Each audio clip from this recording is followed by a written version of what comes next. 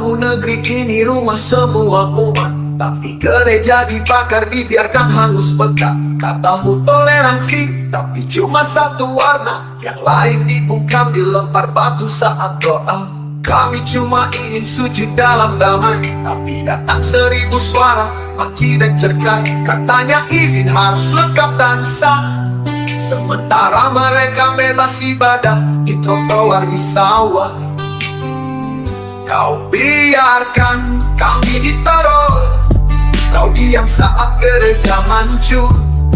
Kau tutup mata lalu pura-pura netral, padahal kau tunduk pada tekanan yang brutal. Ini bukan negeri satu kita, satu suara. Ini tanah tumpah darah, bukan tanah milik mereka. Polisi datang bukan melindungi, tapi memaksa jemaat pergi. Pemerintah bersikap seperti hakim langit, padahal mereka berdiri di atas luka yang pahit. Kami tak minta istana dari emas, hanya ruang kecil untuk menyebut nama Tuhan kami, tanpa takut diseret, diteriaki, atau diadili. Karena kami berbeda dari mayoritas yang kalian lindungi.